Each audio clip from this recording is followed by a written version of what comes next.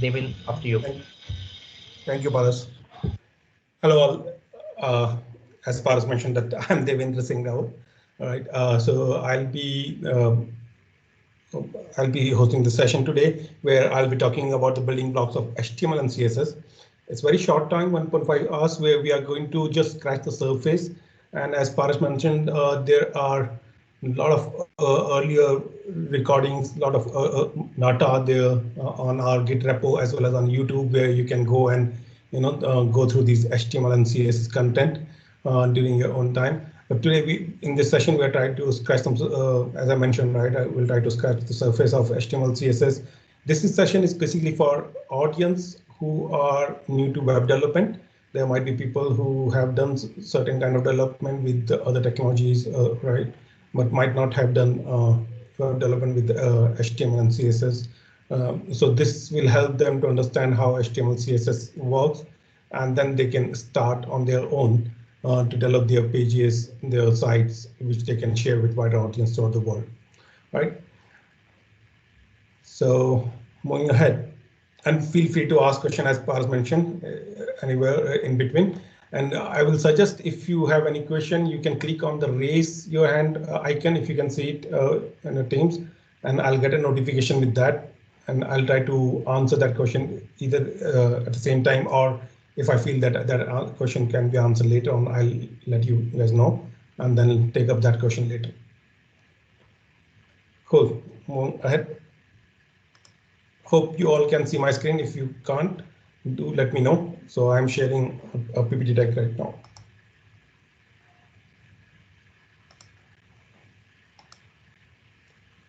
Okay, so briefly about myself, I'm Devin Singh Rawat. I am from Hyderabad, India. Right, I have around 17 to 18 years of experience now with various technologies. Primarily, I have worked on Microsoft technologies, and I have worked on Azure, AWS, and other open source technologies, different domains like banking and finance and CRM. These are the primary domains on which I have worked throughout my career. And I have played various kind of roles. Lucky to have got those opportunities to play different kind of roles, so that I can understand the concepts from different perspectives. Okay, so what will the agenda? So we'll quickly, briefly touch upon web basics. All right. So for all of those who have used internet and all, but doesn't understand few basic terms, right, which generally helps when you do a web development, right? We'll touch upon those terms. Then we'll quickly move on HTML. We'll go through different kind of different tags which we use in HTML, how we develop a page and all, right? So tag might be a new term for you, but yeah, once we start looking into it, we'll see what tag means or an element means in HTML. So after that, we'll move to CSS. It's all about beautifying our HTML page. So HTML helps us to structure a page, and CSS is basically something which helps us to beautify our page, structure it beautifully, and it helps us to present it in a good way.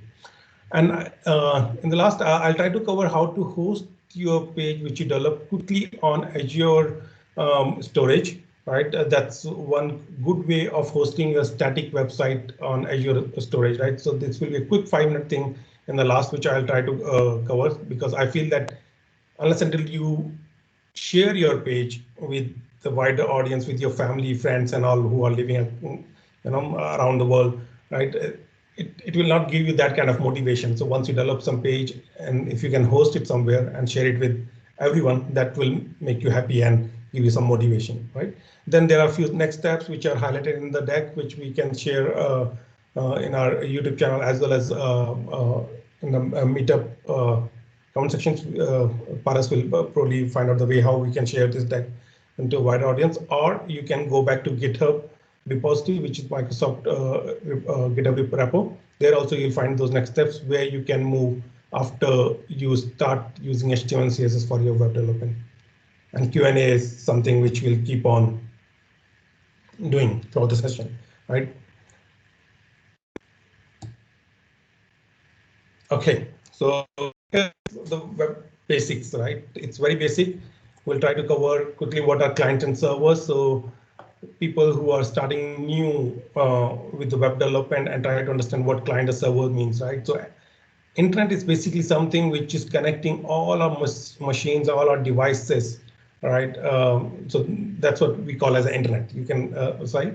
So you can see that your mobiles are connected to services which are hosted on certain server, right? You can send messages, get a response from those machines, and similarly you can use your desktop machines or laptop or your iPads and all those stuff, right? To get some information from across the world from different servers. So that is what internet is. So any machine which is sending a request to get some information from some other machine, that machine will be called as client, right? Majorly, we call all those mobile devices, laptops, or any desktop as client machines, right? Because most of the time they are requesting some data or some pages from different servers, right? And the machines which are helping to deliver that information, deliver that page, we call them server.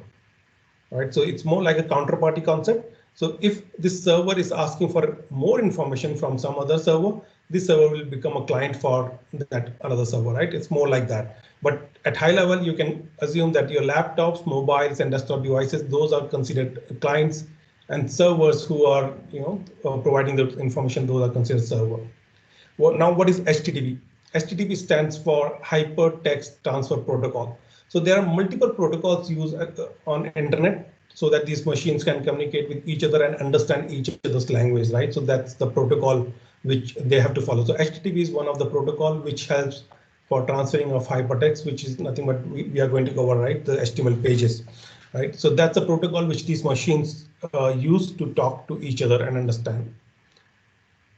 And you might have seen this HTTP in the URL which you type generally to search for something like http://www.bing.com, right? So here you are saying that, okay, I want this information of bing.com through HTTP protocol. Okay, what are IP addresses? So IP addresses are nothing but a unique identifier of each and every machine which is connected to internet, right? So all these machines, desktops, or everyone has got a unique identifier, unique address assigned to it, which is generally a number, something like 101 dot 102 dot something 68.0, right? So that kind of structure is there. You don't need to go into the details, but you can safely assume that it's just a unique identifier, unique address for that machine. Now, to reach to that machine, right? Now I'm showing you here. I'm showing one server just for the sake of simplicity, but generally across the world, there are multiple servers, right? To which this internet, which are connected through internet. Now, URL is an easy way of identifying an address, right? Which is like uniform resource locator. So when we say www.bing.com, we are saying that on World Wide Web, I am trying to find bing.com, right? So that is my URL. And now that URL is mapped to a IP address, right? So it's something like bing.com,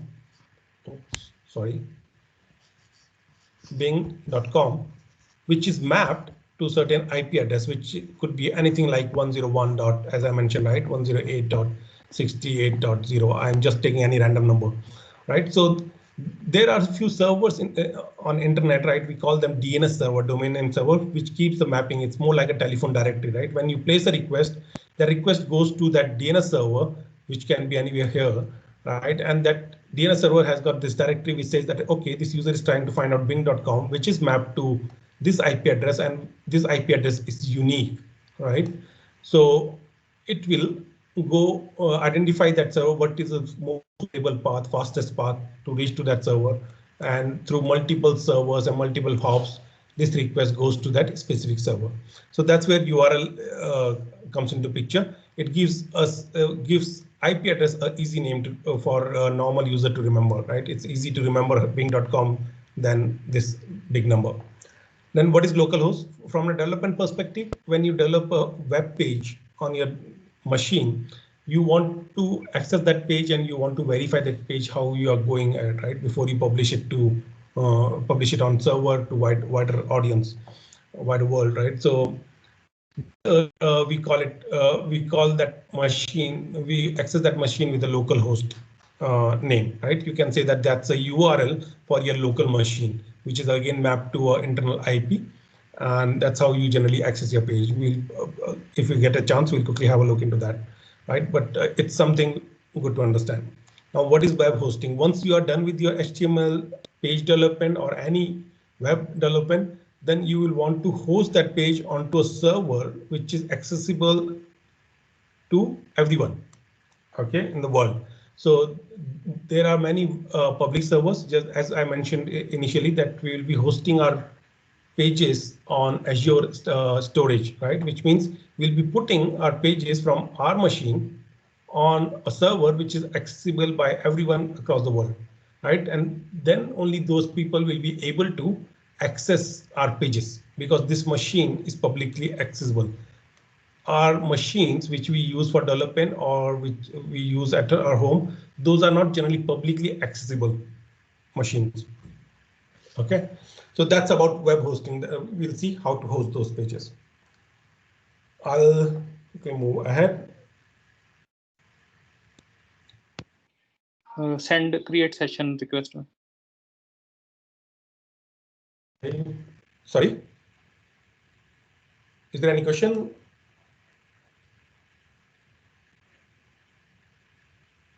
Okay, I heard some voice, but that's fine. If there is any question, feel free to stop me. Okay, this is again at very high level how this request flows, right? So when a user enters some address in the browser, right? User says bing.com or google.com or any other site, right? That request goes through internet through multiple hops to a server which is having the content which this user, this client is requesting for, right? This server gets the data which needs to be shown. For example, if let's say you are accessing your emails and all, right? So that data is not exactly stored on that server. That data is stored into some other form on some other server. It could be any form. It could be a database or a file or anything, right? So when a client sends a request, it goes to a server. Server fetches the data, whatever needs to be user after verifying whether that user is correct and send it back through the internet to the user. Right now, when user says, I want that information through HTTP protocol, right? There are multiple protocols, as I mentioned, right? We don't need to bother about other protocols. When they say that it's the HTTP protocol, mostly it's a response, which is a HTML response, which is returned to this browser, which these browsers understand. There are different type of responses which server can give, but today we'll focus on the HTML part, right? So that response will have HTML content, right? We'll see what is HTML in detail. And these browsers, which we say are Internet Explorer or Chrome browser or Firefox, and many others, right? So these browsers understand that HTML language, right? They understand what is HTML, right? Hypertext markup language, and accordingly they render that information on the page, and you see the beautiful page on your screen, right? And that's what we are going to look into today.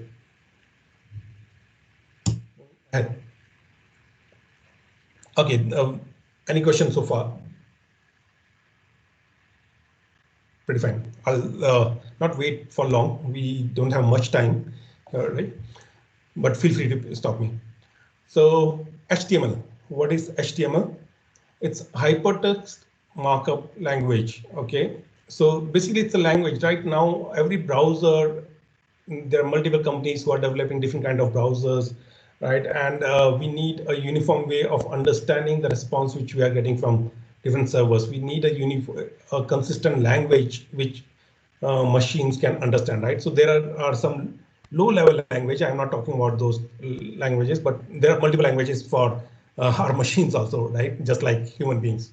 So I'm talking about hypertext markup language right now. So we came up with this language which says that, okay, how a text should be marked up so that browser understand in which way that text needs to be shown to the user. Okay, so that's what we are going to do. We are going to put a lot of text in a file. We'll try to show it on a browser, and then we'll see how to mark up that text, how to specify that which text should be shown in which way, right? And that's how we make our page more understandable, right? And then we'll move to CSS, which is more about styling of our page. Okay, so I will be using Visual Studio Code to show you how HTML will be constructed. If you have not worked with Visual Studio Code, that's fine. You just understand that it's just another IDE, but now a lot of people are using it for a lot of different languages. If you're working on Python, data science, or anything else, you will find extension for almost each and everything on this, right? And that's and it is free. So that's where I'm using it. Otherwise, you can use any text editor. It's a normal text which we'll be writing. So you can use any text editor, something like Notepad also will work, right? And for working efficiently with the HTML and CSS, these are the extensions which you will be required to, install on your Visual Studio Code. But I'll not take much time here. All this information is on Git repo of Microsoft Reactor, right? So you can visit it offline. And then we'll be using CodePen also. That's another site. We'll go to that when we start looking into CSS part. Okay. Now HTML. So as I mentioned, that it's more about marking up your language, right? So here you will see that there is multiple info. There is a structure. For example, if you see, this is what we call as tag, right? So we'll quickly go to Visual Studio Code to understand it in a better way, right? So these are called tags, which helps us to explain to a browser what does this information which is within this tag contains and what does that mean, right? So for example, you'll see there is one starting tag. Forget about what is this tag. It is body or something else, right? There is one starting tag where there is one ending tag. Ending tag is with a backslash, right, or forward slash, I think, right? So anything within it, browser will understand that this is the body of the page. Anything within head tag, browser will understand this is the head of the page. Now, what is head, what is body, what are other tags, we'll see, right? And after that, we'll come back to semantic and non-semantic. For now, it will be a little difficult for you to understand. Okay, now let me go back to code. Hope you can see my Visual Studio Code. If not, please feel free to stop me. I am just going to add a test page, test.html. So if you have worked on any language, or with computers, you understand the concept of extensions of these files. Oh, I put it here. Let me move it. I can keep it anywhere. It doesn't matter where I'm putting it, right? So 1 second, I just want to remove this. Yeah. Okay, so I created test.html, right? So HTML extension will help browser or my computer to understand that this file is basically will be used with browsers, right? So this is the beauty of this editor. If I put HTML, it gives me option, right? Which tag I want to use. I go to that tag, I select it, and it gives me a structure, right? If you're using a simple Notepad editor, then you will have to type all this information. So just for the sake of people who are using Notepad editor, I'll simply say that, okay, this is how a tag will be there, HTML. Ignore this comma. Okay. HTML within this, we are telling browser that, okay, this is a starting tag HTML and this ending tag. Whatever comes in between it, that will be a HTML content. Now, second part, we say that this is head. Okay, and this is body, right? So these are other tags, right? So right now, as I mentioned, we are just trying to differentiate between different information. So we are telling browser whatever is there within this tag. This is HTML, this is header, this is body, right? So this is how we'll structure. So this is the structure which was created when I did HTML this, right? I'll go back to this quickly so to avoid much of typing. Okay, So now this is another information which is generally used for HTML5. Many browsers will work without this information. There might be few browsers which might not work. Right? Most of the browsers ignore the errors of common mistakes which developers make. But it's a good practice to have this. So this is telling me that this document type is HTML. This will come at the top. Nothing should come before this. After that, HTML tag, which is telling me that, OK, every information within it is HTML. Then comes the head tag and then the body. Right. For now, just ignore this head tag. Right. Now let's go to the body. Hey, so there's any a question question here? here. Yeah, so there's a Sure. question here asked by Yasmin. What is a UTF-8 like in the meta tag? What's that for you? Like, what's the use of that? The UTF-8 tag. OK, so OK, just now I mentioned that ignore it, but that's fine. Just to answer this thing. So this is telling me the character set which I'm going to use here is UTF-8. OK, so that's a unified character. Right. So now if you understand what are the different character sets which are supported across computers, right? So it is simply telling me that all the characters which are UTF-8 supported, those will be used in this HTML document, right? So metadata, this is basically is a meta tag in header, which is telling my browser that this is the information about the data which I'm going to show in my body, right? So that's what we call it's metadata. It's a short form. Right, and in Visual Studio Code, if you see, as soon as I'm putting my mouse over it, you can get a reference to MDN reference, and you'll get all the information to it, right? So as I mentioned, I'm just trying to scratch it, and I'll tell you how you can get more help. OK, so here it is telling that it is a UTF-8 information. Sorry. Yeah, there's a thank you for this. Yeah. Oh, yeah. Yeah. Sure. Right. So I'm just trying to move a little fast so that we can cover at least important parts. Right. So there are many other metadata tags, right? And it helps you in search engine optimization also. Once you reach to other state where you are developing pages which you feel should come in the first page of search from Bing or Google. So depending on the kind of information which you'll put in the metadata, which is information about your content, it will be fetched by Bing or Google appropriately, right? Now title, as we covered meta, I'll quickly cover title also. Title is nothing but something which comes at the top of your browser. I'm just trying to switch back. Okay, I'll show it how title looks like. For now, let's say this is Reactor Meetup. I'm just putting a normal content, right? Now I'll go to my file here. I'm just doing a double click. OK, it opened it up here on my second screen. I'm pulling it here. OK, so this is Reactor Meetup, right? So now you might feel that why do we need this? Why HTML? Why pain of this HTML and all, right? But this is not something which you will need in general, right? It's a normal text which I have put here. Now you want to show it in a better way. So that's where HTML comes into picture, and HTML tells you, OK, I am saying that, OK, I want to show it as a header to some document. So what is header? We'll see this, right? H1.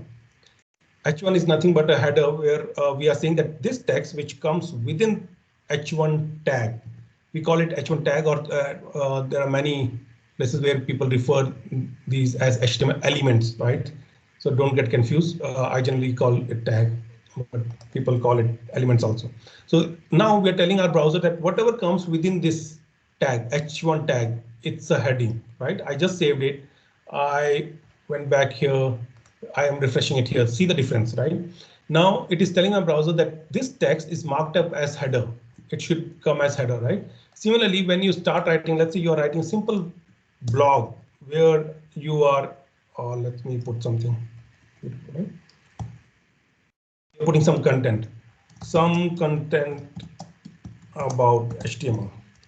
There might be long information, right? So P tag is something which says that it's a paragraph. Just for the sake of demo, I'm copy pasting it. OK, now see. So my HTML page is getting developed. Right now, my browser understands that whatever content is there in HTML, it is saying that first thing which is there in within H1, it should be a header. Then this content which is there in within P tags, paragraph tag we call them, right? It should be a paragraph, right? Similarly, you start adding lot of other information, right? So I will quickly jump to a page which I have already developed, right? So that we can save some time. Otherwise, typing might take some time, right? Okay, so now I will show you what all this information. Let me comment to some part of it and ignore this title. Okay, I mentioned about title earlier. So you see the document right here. This is nothing but this information which we are showing here, right? When you open up a lot of your page, then you want some specific title so that you can, identify this easily here. So I put Reactor as a title. My page's title will be shown as Reactor in all the browsers basically, right? So this is what title is. Now quickly jumping to next.html. Let's say I structure. So we'll see what all information, what all tags we can use, right? So I intentionally removed few of the tags and now I'm starting with the image tag. Now for any fancy HTML page, you will definitely want to experiment with your image. This is the first thing which I did when I developed my first page. I put up, I started putting different images, pictures of my family, right? So that's what you can do. So image tag is a tag which tells you that I need to show an image, which is an image which comes from this path, right? This is the path of the image from where I will pick up this image. And if you see this page index.html is here, right? At the same level, I have another folder assets, which is shown here. And within assets, I have got images folder, which is again here. And that's how I'm reaching to my image, right? So this, we call it as a relative path. Okay, this is something if you know about how to access different folders, right? We'll not go much into detail, but you need to provide the path of the image. It could be a local image, or if you are picking up some image from some page, you can give the full URL, all right, to access that image. So that is source, right, of that image. And then comes the alt part. So this is image is a tag, source is an attribute, alt is an attribute, right? So for that tag, for image tag, we are saying that, okay, whatever is there in the source attribute that should be shown, whatever is in the alt attribute, this is alternate value, right? Alt attribute that should be shown if my browser is not able to reach to this image, right? That's one part. Another part is that when we develop our pages, right? One important thing is that we should be making those pages accessible by our friends who are challenged in some way or other way, right?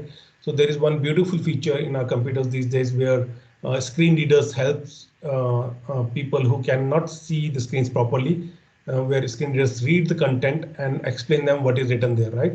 So if I go back here, screen reader will basically run it. This is Reactor meetup, it's a header, something like that, right? Not exactly like this, but it will help them to understand what is there on this page, right? So that's where alt will help them, because pictures they might not be able to see properly. So alt tag will help screen reader to read what is there, right? Now we'll quickly see what is this page index. I'll again go back to my folder here.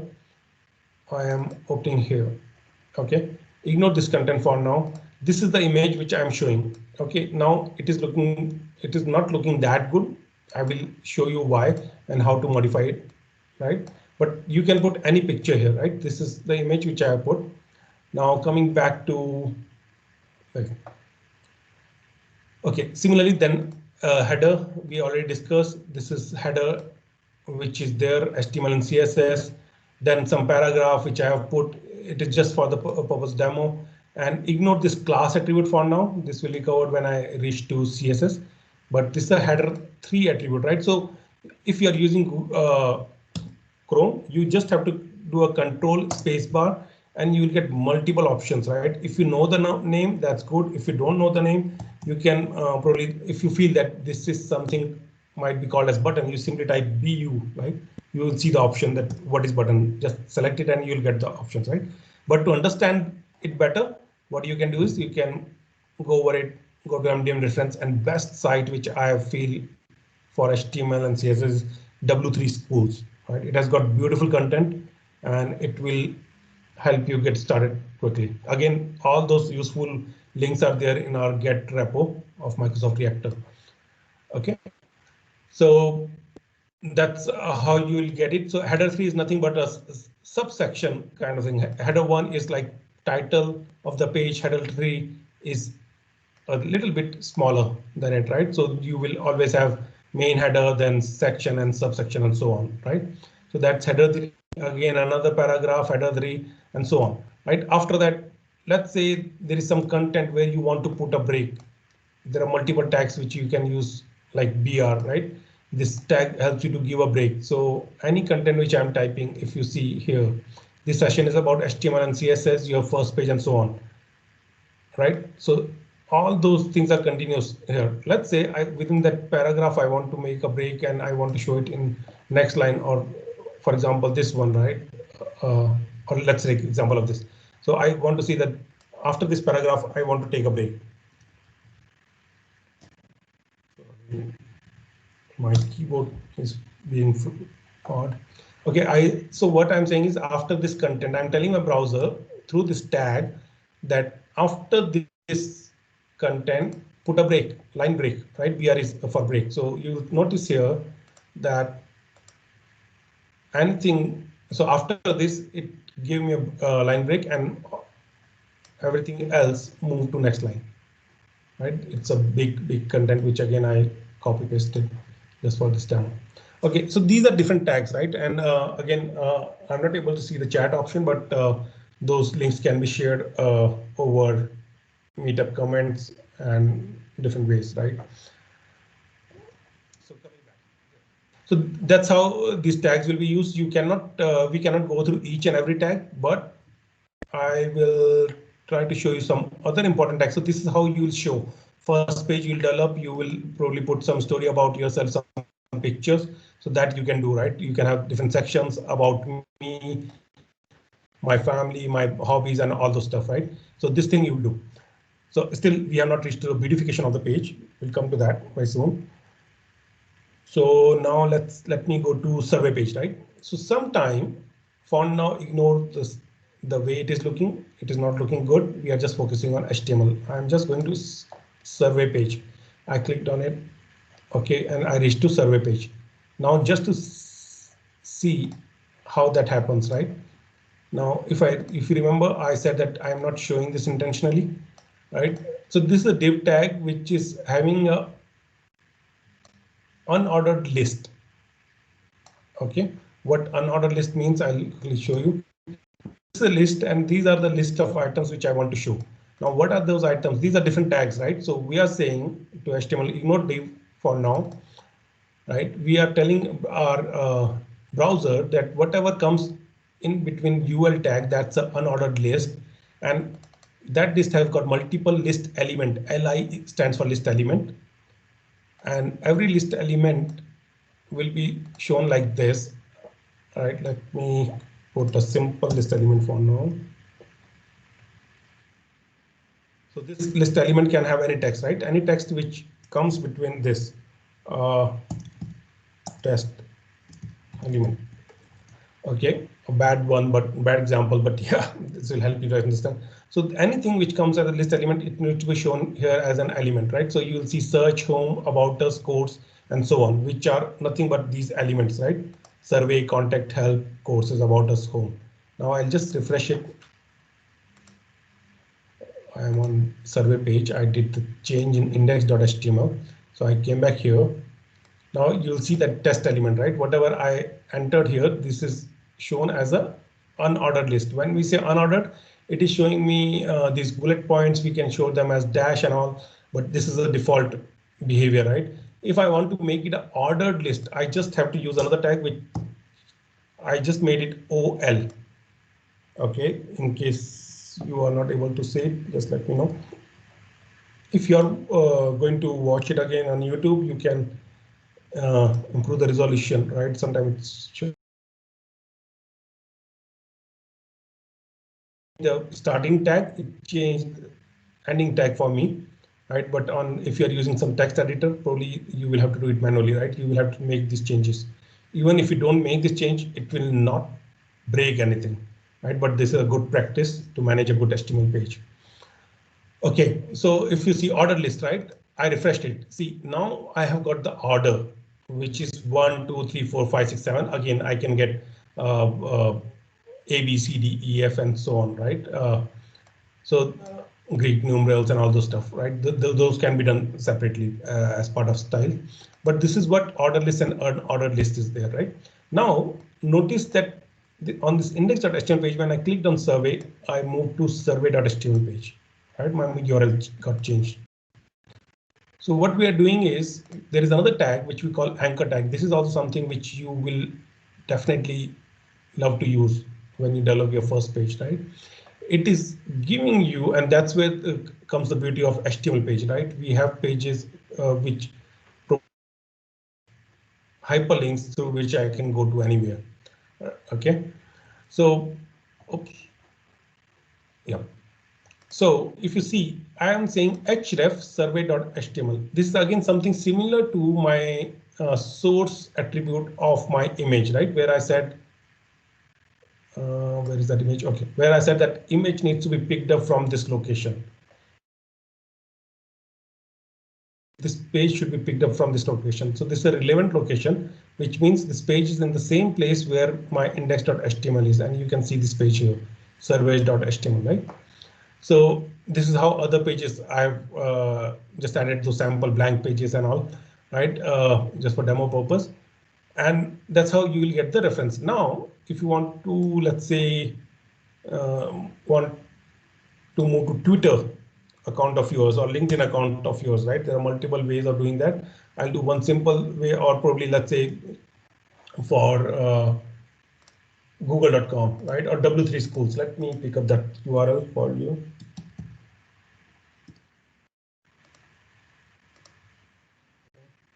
So what I did, I got the W3 school URLs. I have entered it here. And I'm okay. Now let me refresh my page.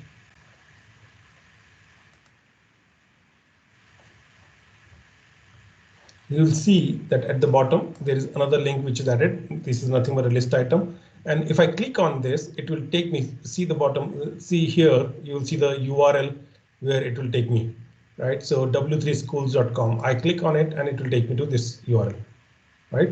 So how beautiful it is, right? You can provide a link of your Twitter account, LinkedIn, or whatever it is, right? There are multiple things which people are doing, Facebook and all those stuff. You can provide those links and anyone can directly go to that page, okay?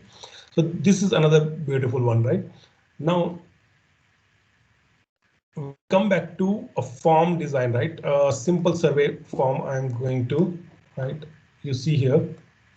Again, note down that this page is not looking good. We'll very soon going to, make it beautiful with CSS. So what is this? Okay, you see the first name. As soon as I clicked, I got the option of name which I can select. Okay. So most of the browsers, they ask you to remember all this information which you are filling in different forms. OK, and you will also want to utilize that functionality where you want to design a form which looks like something like this, right? And you want that as soon as user clicks on it, it should be easy for user to enter the name and other information, right? So on. So if you how to get this form, so that's what we are going to cover quickly. And that's a survey table, survey HTML. I'll go to. It's survey.html. Okay, so there are other tags. We'll cover few only. Otherwise, I'll not be able to cover CSS, which I want to cover quickly. Right, for all other tags, you can always go to W3 schools, as I mentioned. And you have got very good exercises in our Git repo of Microsoft Reactor. You can do that also. So let me quickly go to yeah, here comes the first one, right? So now we have to tell our browser that, OK, I want to put a label, right, for first name. It could be any name, right? But if you see, right, it is suggesting, right? So these are the way to tell the browsers that, okay, for what purpose we are going to use this information and all, right? So I'll put first name. So I'm saying that this text which I'm putting should be shown as a label here, right? And the input tag, this is important one, right? I'm saying I want to take an input from user. What type of input I want to take, that's the attribute which I'm setting. I'm setting that I want to take a text input from user. So whatever user is entering, right, it will be a text input. What will be the unique identifier of my tag? Now remember this, that right, are you might have multiple uh, input controls which takes text as an input, right? You will want to identify those with specific name. This will be required when you start using JavaScript and all the stuff which we are going to cover in the next few sessions, which are going to happen on next Tuesday and one after that, right? So there it will be very helpful, but for now just understand that this is a unique identifier. If you keep the same name for two input tags, again HTML will not give you any error, but your system will behave will not behave in a proper way, and it will become difficult for you to debug something to find out root cause of some issues, right? So keep that in mind, right? Okay. ID is the identifier, and similarly name is another thing to identify this input tag. Again, same rule you should be following, that all these names should be different, right? There are different ways in JavaScript to fetch or identify these tags. You can fetch by ID, by name, right, or by tag itself, right? So that's where it will help you. For now, just understand that this is how you will put input tag, right? And this is how it will be rendered. Now, you have told your browser that, okay, this is first name, this is second, and password. Now, see the difference in password, right? This is what you will want, right? That if someone enters something in the password input type, then users should not be able, anyone standing around should not be able to see what is getting entered, right? So for that, again, HTML has made it easy. You simply have to tell that, okay, this type will be of password, and HTML will understand, okay, there is some password which will be entered. So you will enter text, but it will not show to the user what is getting entered. But remember that it is not safe way of passing on password this way. Once you start looking at HTTP, HTTPS, which are secure way of passing information around, then you will understand how to utilize these things. For now, I'm just explaining you how to capture these different type of information, right? Similarly, for email, you will want people to enter something which is, let's say I entered something like this, right? So you see, as soon as I move my mouse goes over this control, you will see that there is some tooltip coming. Notice this. So it is mentioning that please include an @ in the email address. Is missing an @ right? So these kind of information will come by default, right? So that's where it is going to help you. And other important controls are like radio controls. We call them radio controls. Again, type will be radio, which means that we give an option to our user to select any one of them, not all of them or multiple choice. So there we want to show it as a radio control. If I select male, it will, as soon as I select female, male will be deselected and so on. Right? This is how it is going to work. So again, W3 School will be the best place to understand it again, but briefly. So for this to work, you have to give common name for all these input type. You see gender I have selected. Name for this input tag is radio. Well, right.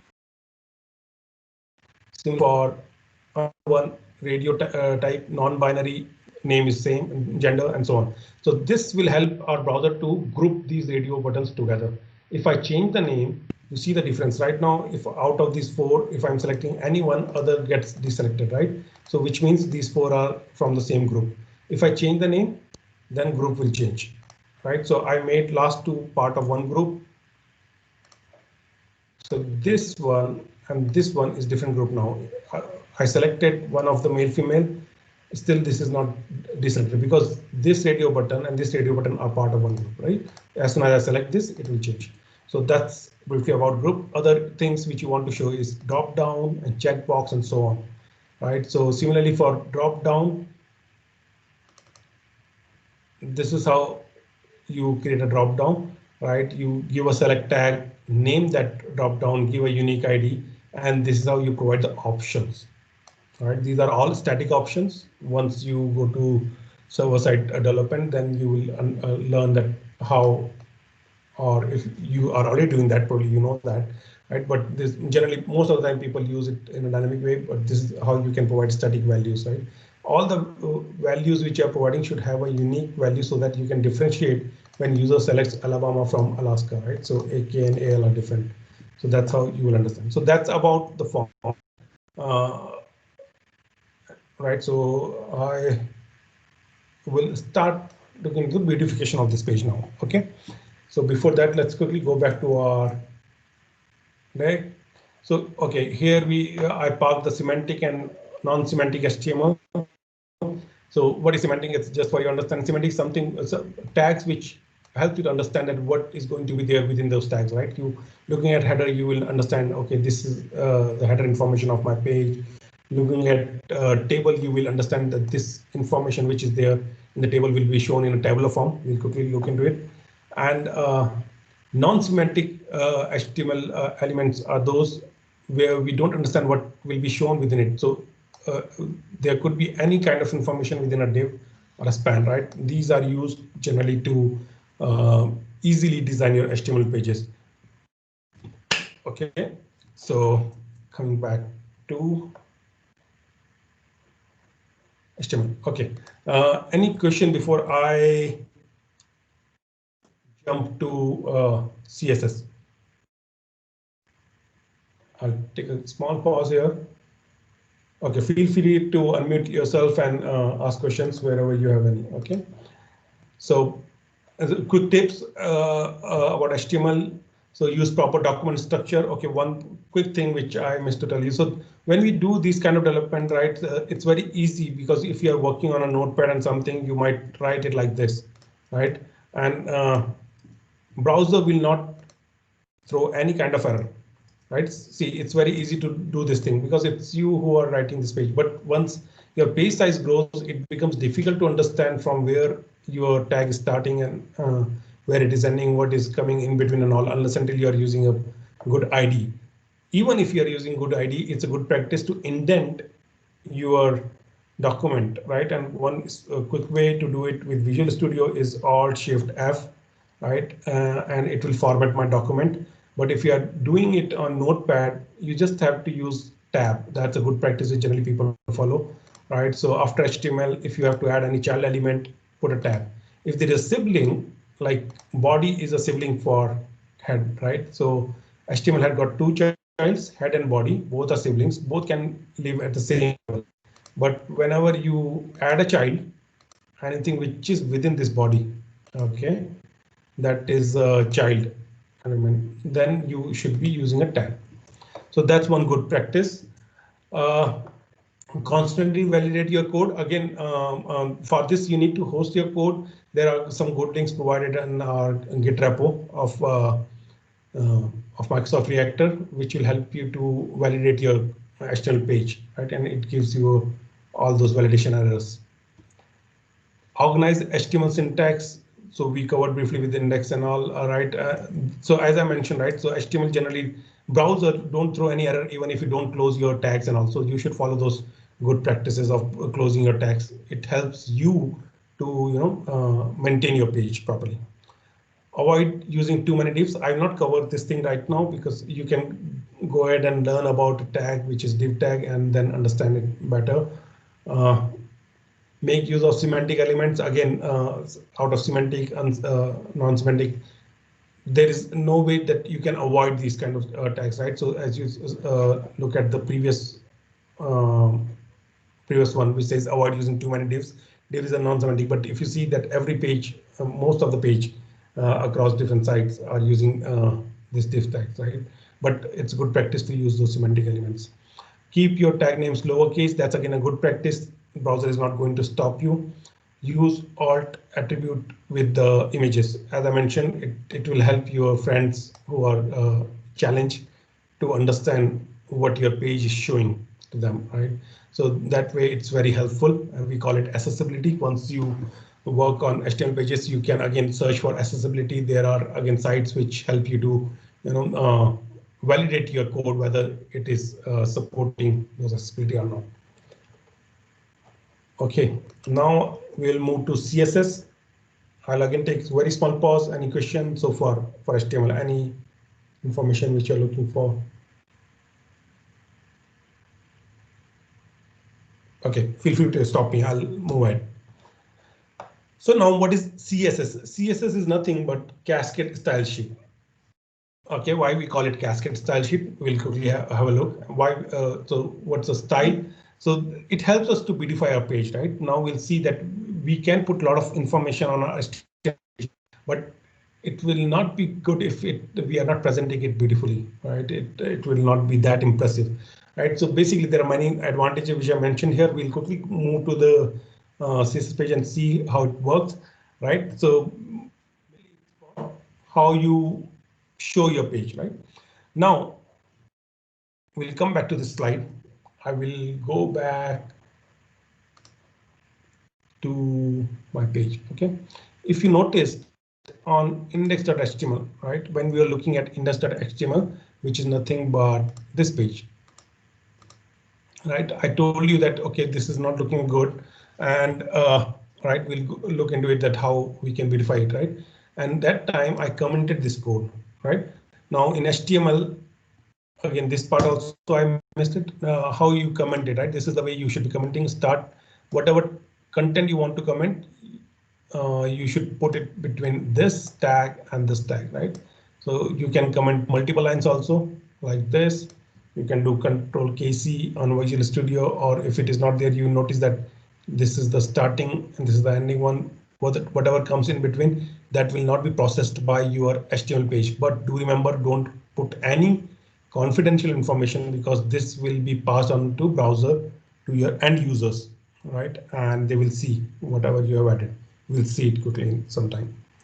So Control KU, it's a shortcut just to uncomment it. Again, I will uncomment all this, right? So now see, I have uncommented it. I'm going back just to on which page it is. Okay, HTML assets. Wow. So it's not working for me. I'm just quickly saying, okay, assets, and if I see whether page is right or wrong.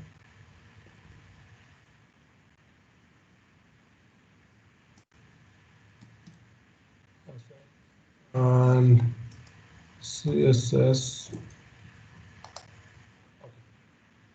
Pretty fine, right? So you just see, right? I will come to it, that how this line helped us, right?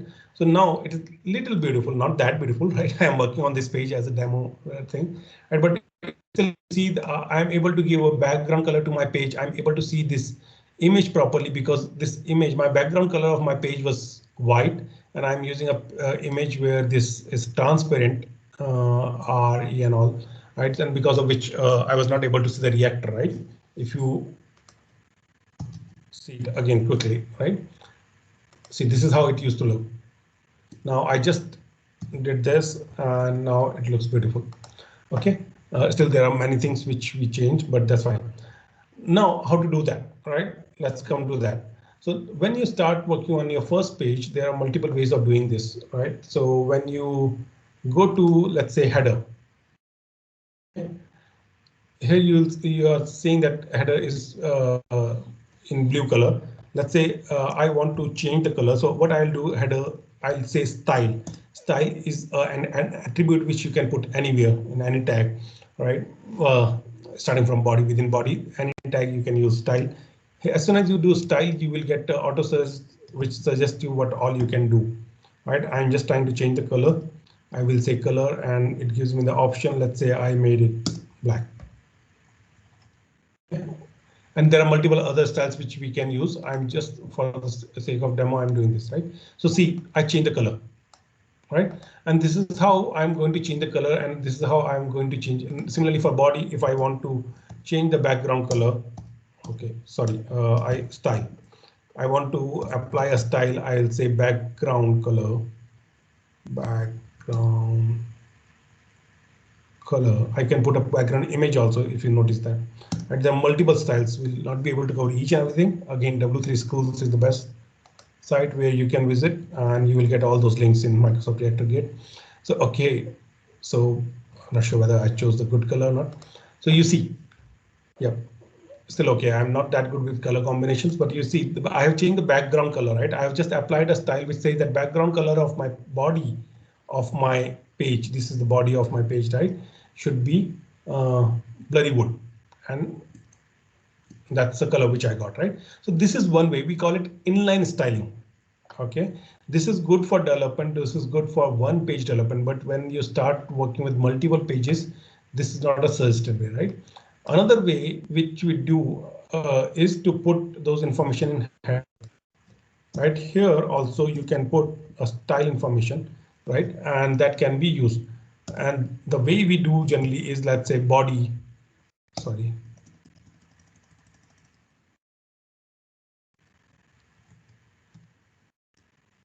We say that body background.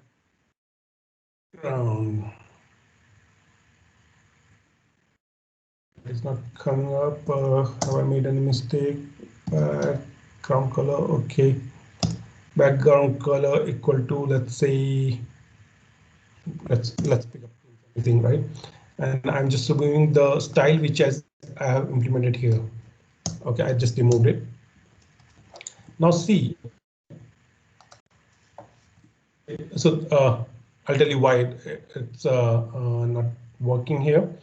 Just for the sake of it, I will do body. Just to show you that this is another way of doing it, body class. This is some random name which I can give to my style. This is one style which I have defined. I gave one name, right? We call it a class, style class, and I can that class which I will be using is body class.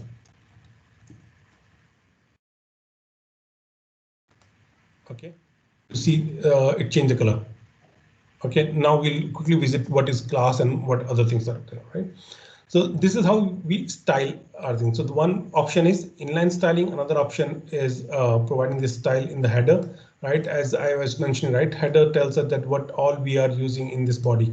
So style is one thing which header we can define that what kind of style we are using. Similarly, we can provide a link to a style sheet. So we can define multiple styles for our body. We saw around 8 or 10 tags for HTML, right? And every tag can have different kind of style, different kind of background color and all those information which we can see here, right? So this headers are having different kind of background, bodies having different kind of background. This header is placed separately, right? So everything can have a different kind of setup, right? So those can be defined here, and then those can be used in body. Similarly, all styles can be defined in some separate file, right? The way I'm defining it here, it can be defined in a separate file, which in our case, I'm putting here main.css. CSS is nothing but an extension to specify it's a cascade style sheet. Okay, so if you notice that it is similar kind of structure which I defined in that page, right?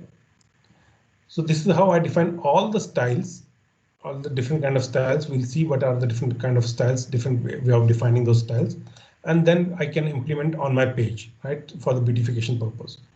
Okay, so now what is the best way? The inline style is one. This is secondary way of defining a styles, and defining styles in a file is third way, right? Now the best way is to use styles with this external option where we define all the styles in a separate file and refer those files in our HTML content with a link tag. Link tag says that I want to get a style sheet from this location. This is the reference. Okay, Again, as I mentioned, href, it could be a local style sheet, and there are many style sheets which are hosted in public domain for wider access. You can directly refer those style sheets also. Generally for internal company developments, you will not prefer that, but if you are doing it for your personal use, you can definitely refer some good sites. Okay, so that's how it can be defined, right? Now let's go how these styles can be defined and how these styles can be used. Okay. For this, I will quickly jump to CodePen.io. This is one site. Again, this link is provided in Git repo, right? This is best site to experiment with different styles, see how it is behaving, and then you can incorporate within your pages, right? We are coming here just to understand because it gives us makes it simple and easy to understand how these styles are working, right? Otherwise, you can always define those styles here and then refer it into some certain page and see how it will work, right? Now let's quickly come here. On this site, it's a free site. You can create a login here, or without creating your account also you can use it, right? Probably later on when with JavaScript, we'll see how it can be used for JavaScript. I'm just hiding it. You might see this is the default view where you'll see HTML, CSS, and JavaScript. You can move it because we just want to focus on CSS right now. Now HTML here, just because it's for experiment purpose and all, generally it's on this site, you just put what you want to put in the body, no header, no HTML, nothing, right? This is heading. I again simply putting any text here. You will see it will refresh here, just like I was showing it on the page, right? Now I need to make it a header. Okay, sorry, my keyboard is being odd. H1. I think here also you can get help with control space. I'll try it and show it. And closing tag. Okay, so I started whatever text is there within it. I'm saying that it's a heading one, and that's how it is reflecting here, right? Just for a demo, I'll add some paragraph. This is now we have to style these. Okay.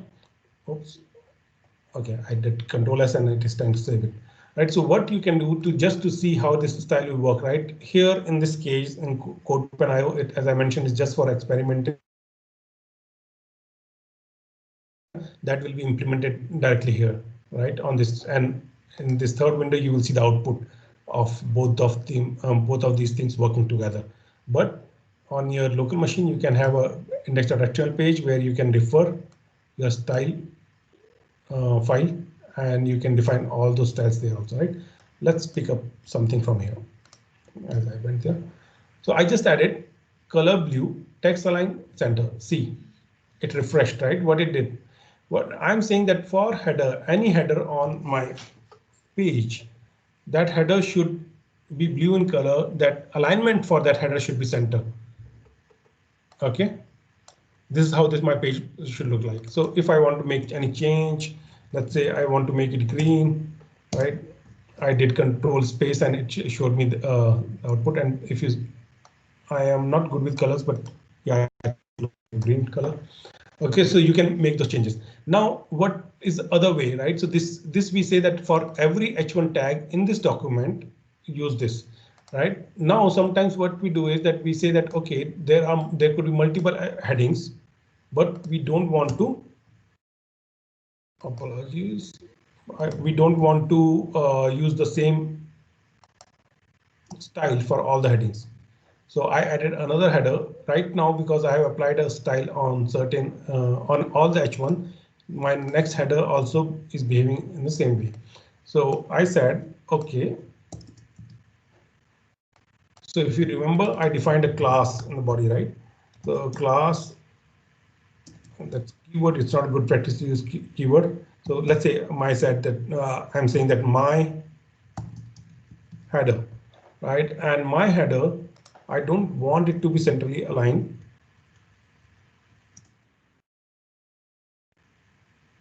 Okay, I just want it to be, let's say, some color which differentiates it. Okay, I did that. So far, I have defined it, but nothing is working, right? So nothing is working in a sense. My style is saying that all H1 should be green in color central aligned. That's how my page is behaving, and that's how my browser is rendering it. Now, what I can say that, okay, I want to implement this class. Which class? My header class. Okay, now see the difference. Okay, so you will see that this class is having my header thing, right? My header is just defining color. So it is just changing the color, nothing else, right?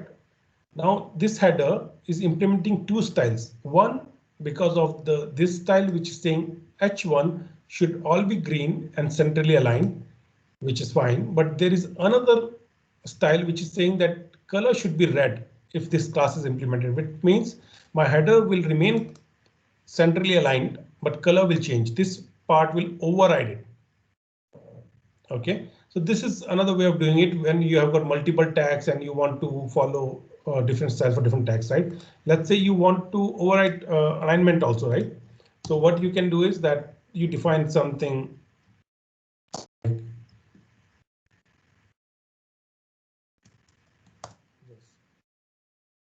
Okay, I am saying left align.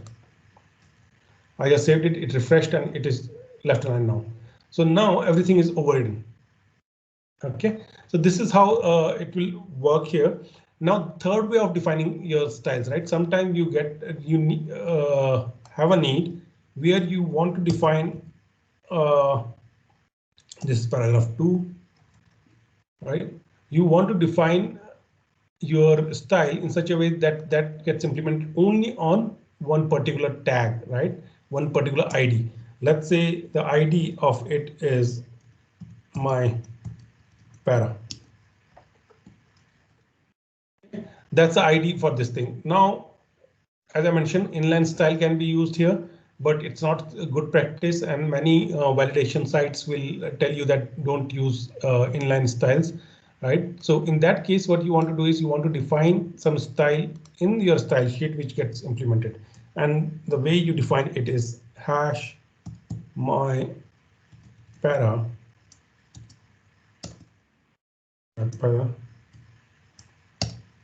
Okay, and again, I'm just putting some color. You can play around with multiple things. Yellow, what else?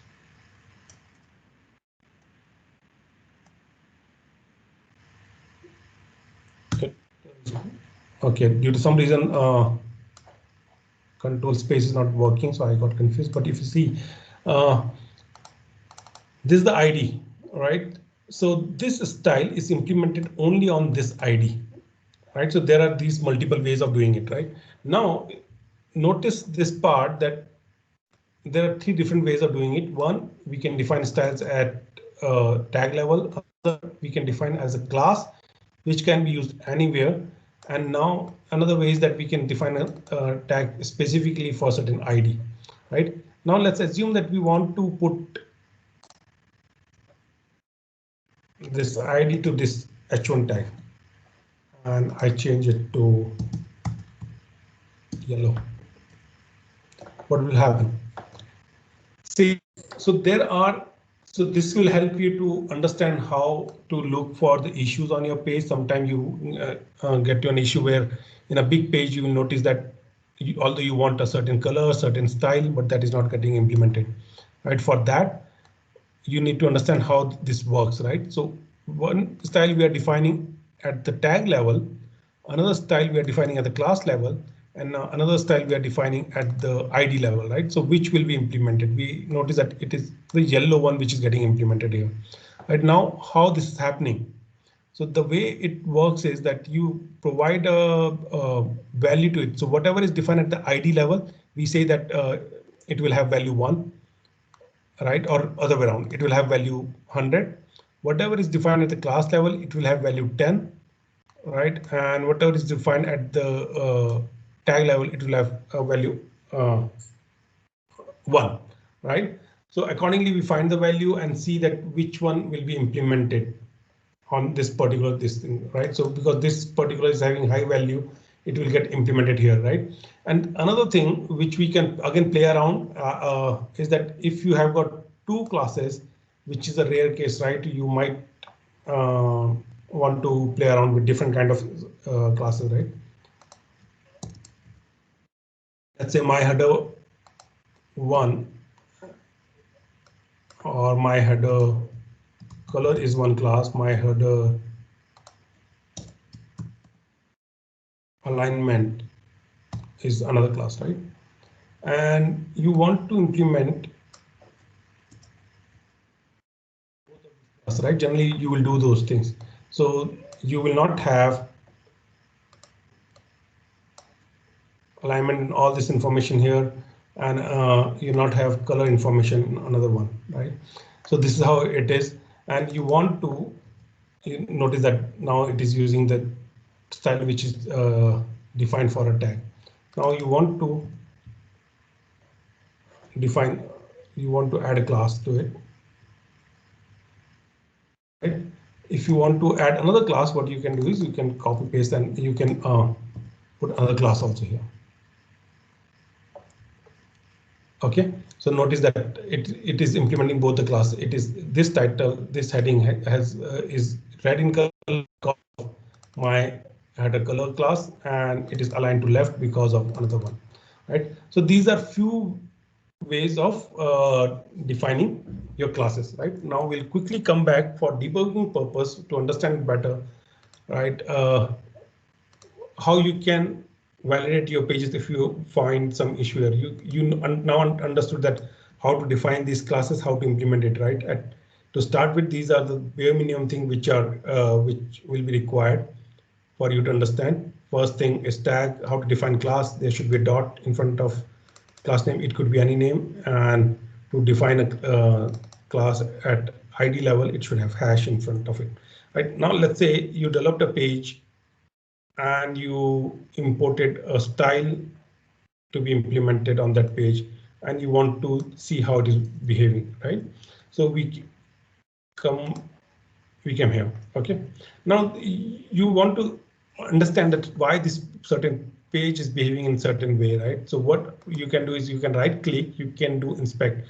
In most of the browser, irrespective of what browser you are using, most of the famous browsers at least, right? Like Chrome, Internet Explorer, Safari, and all. Safari, I'm not sure, but yep, I think at least in most common browsers, you'll find this inspect option. As soon as you click inspect option, it opens up this window. OK, and you have to, if it's not focused on elements, you have to focus on this, right? Ignore other options for now, right? So you will do inspect, you will come here now, see what information you can get from the style perspective on this, right? So this will help you to understand what is going on. So if you notice, I have selected body. Now it is showing me that how this body is rendered, what is padding, border margin. We have 5 minutes. I'll come back to it. OK, but see that style which is implemented now. This is one style, right, which is implemented on our body. This is another style which is defined but is not implemented. You see the strike through, right? It is defined in main.css. It is not implemented. Why it is not implemented? Because there is another style which is defined in a index.html page. If you remember at the top, I think I defined it. I'll quickly show it. Yeah. OK, I defined it there, right? So external inline styling will take the preference. After that, style which is defined in the header will take preference, right? And if there is nothing defined here also, then main.css will be used, right? So it is showing us that OK, body class is defined in index.html level, and that's where color is getting used, right? And these two options, these are default options for a body, default styles for a body, and these are implemented, right? Now, if you want to experiment with something, right? Let's say you want to change the background color and see how it looks like. What you can do here is this element.style, which will implement a style at that tag level, just for the experimentation perspective, right? And you can do it on any page which is served by any server. What you can do is you can say background, come on, background color.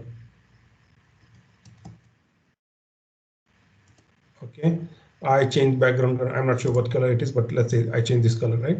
I change it. I'll go back to my page. Whether yep, antique white, whatever it is, right? So now you see it is showing me antique white.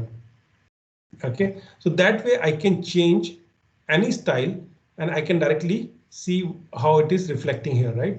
Let's say I want to make it green yellow, right? I will make that change and see how it is behaving here. That way I'll understand how my page overall will look like if I'm not able to use CodePen for everything, right? CodePen I use more for learning perspective, right? An experimentation perspective. There are many other things there, but let's say you are not able to see whole page there, right? Then you will come here, you will render your page, you will try to experiment with those things, border and all the stuff, and you'll change this, right? So here you can make the change, see how it is reflecting. It will not get saved. It is a temporary thing. As soon as I refresh it, it will go back to my original one. OK, you see everything is gone, right? Now just to see that body class thing, I will remove this body class style, which is defined here. Control KC, which is the way of commenting my code. And I will go back here, refresh it, see it has changed. And if you inspect it, you will notice that now what is implemented, the style which is defined in main.css, right? So generally when you develop pages and all, you might end up writing multiple style pages, right? Because of various reasons, and it will help you to understand from where this definition is getting implemented on my page, which file is responsible for that, which tag is responsible for that, what information, what styling is there in that tag, right? So this is what it is about.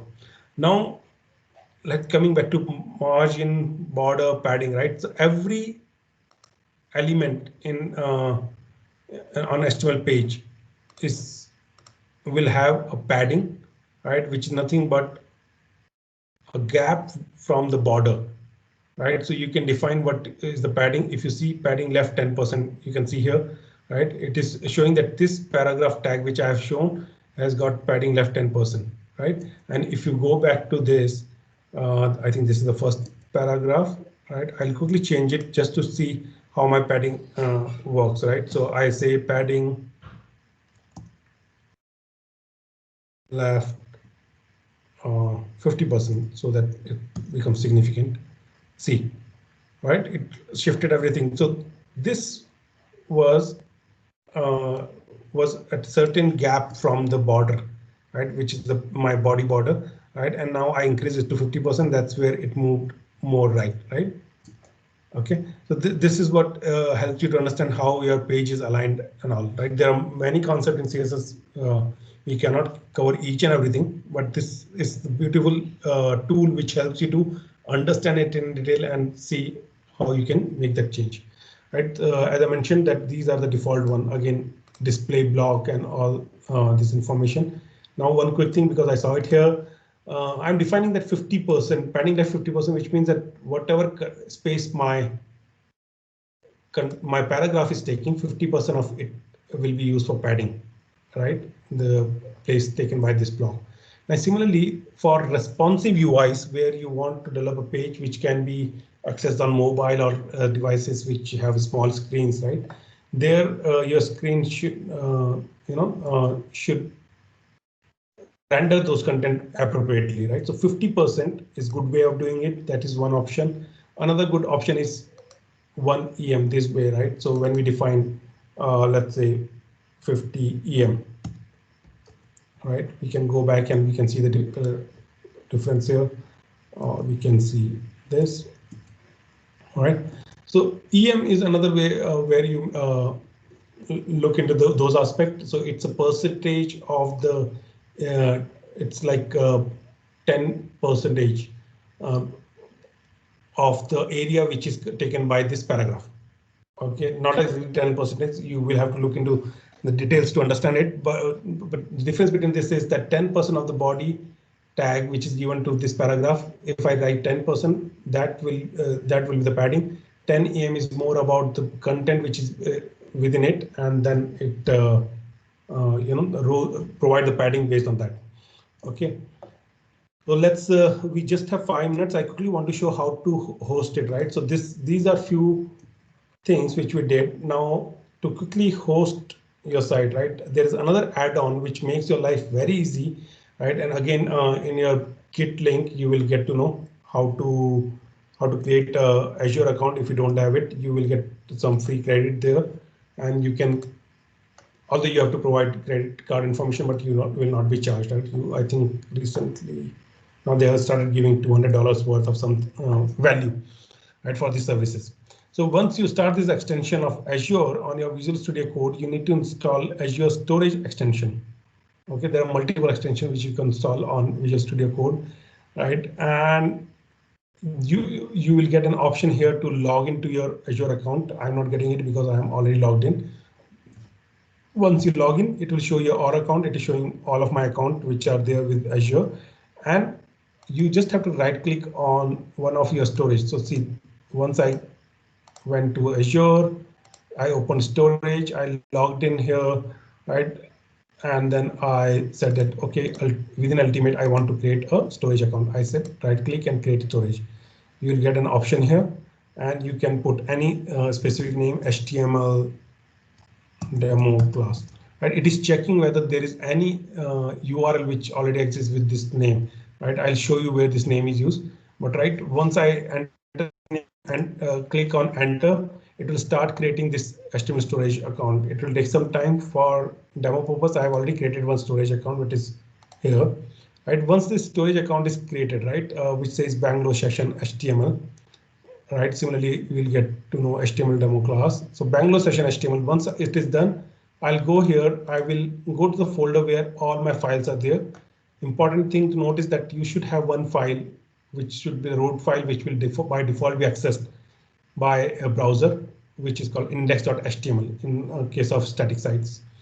Okay, you will again get this information in Git repo. You just have to right click on this folder, say deploy to static website. That's second option. Again, select your account option, and from here you can select whatever storage account you have created, right? I think just now created HTML demo class, right? It got created, so I'll click on it, but we'll see how this deployment shows it, right? So now it will start the deployment. It is going there, deploying this. I think it will take, okay, 2 file, 14 files. So all these files are moving to Azure storage on the server. If you remember at the beginning, I showed you one server, right? It is going there, and we're done. Once all files are there, I will go here. I will say right click,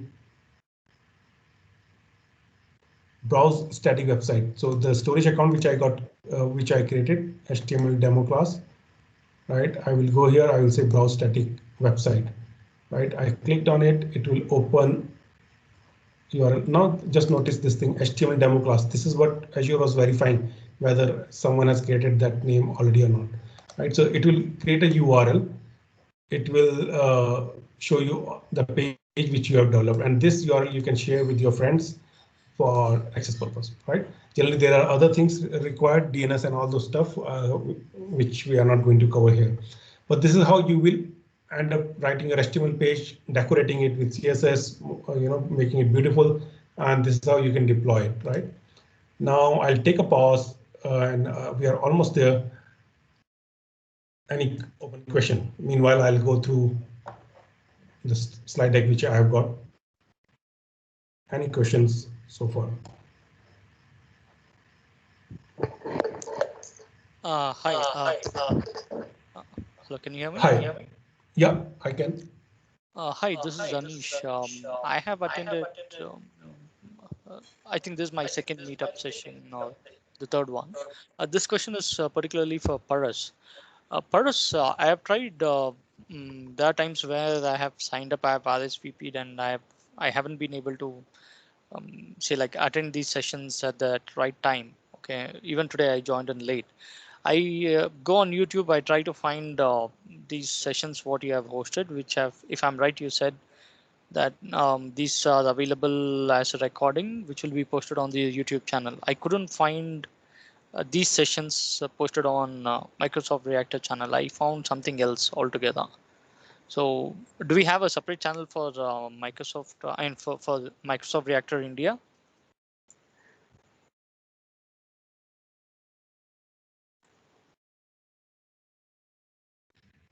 Paras, if you are speaking, you are on mute.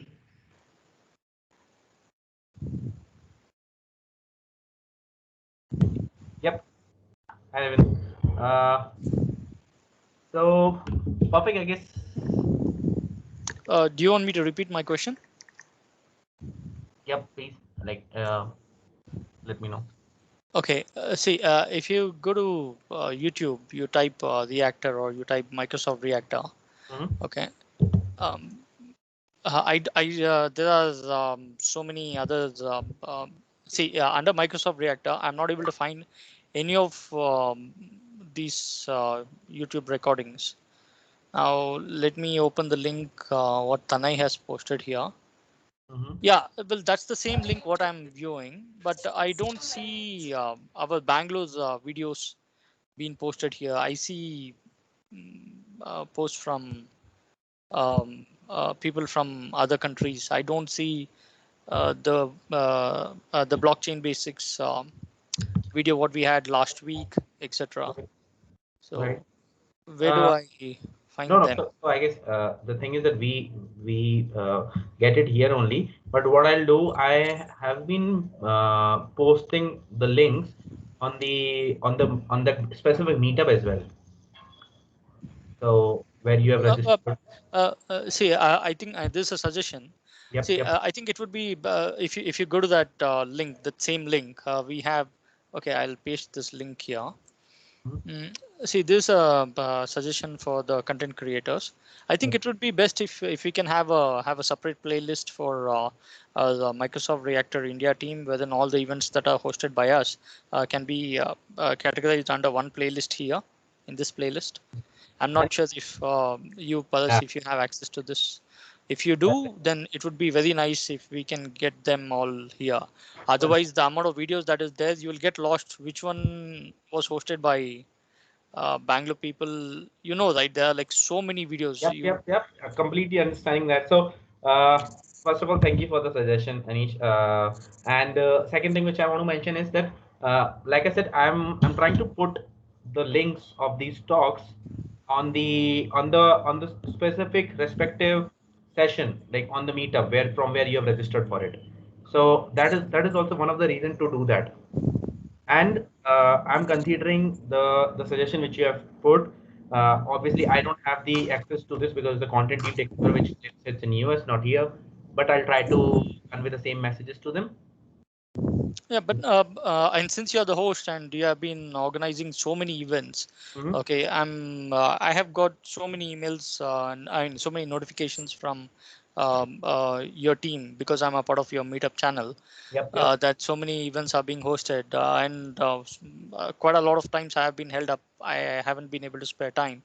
But Right. since I'm good at Googling, I was able to go to this YouTube channel, but I just got lost trying to find out where Completely, is where are completely. these hosted I now. feel that. Now see, I'm on my meetup, okay, and I'm on meetup.com, signed Mhm, into my account.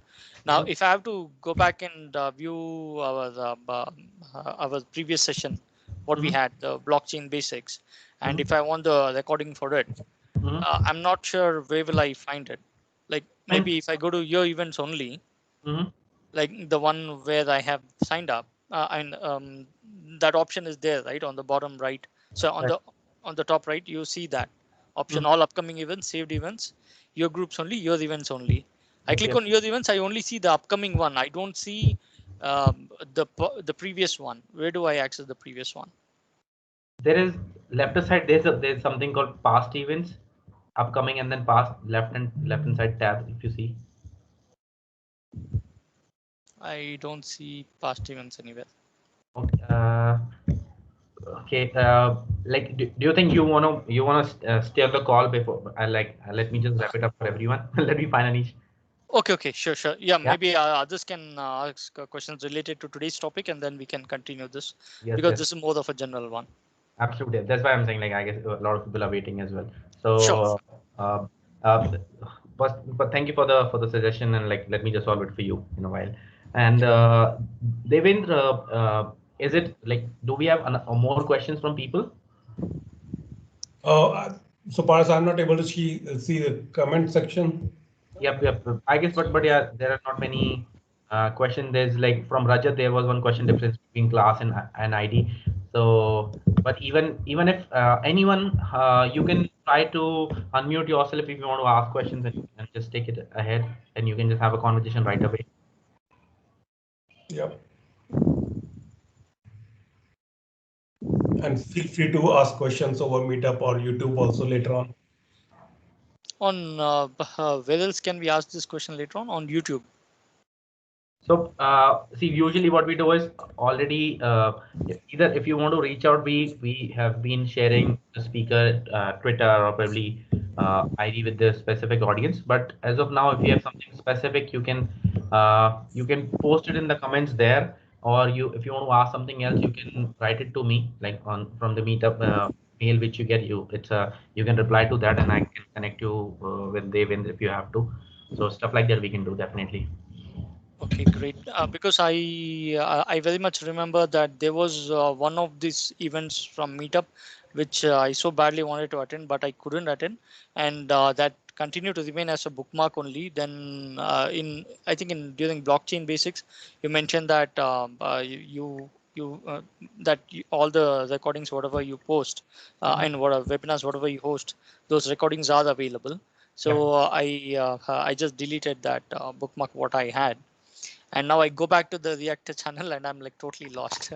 So Sure. I made it a point today to at least join the call even if it's at the end and ask you these questions. Right. I'll get this also. We'll get it sorted then. Then I guess Devin, let's wrap it up. And if people have no other questions, right? Sure. Sure. Yep. And thank you so much, first of all, for the session. And everyone, thank you so much for joining in and sticking around till the end. If you have any questions, any queries, you can definitely write on Meetup or something, or you can write to me there. And yeah, anything else you just let me know. And we'll be having a session this Friday, and then again next Tuesday. We are continuing these community sessions for a while now. So keep on coming, keep on joining, and do share it with people, those who are like right people for us. I guess that'll be a perfect thing. So that's about it. I guess have a good night and see you in the next session. Thank you. And Paras, Yep. about my questions, should I connect with you I separately over IM?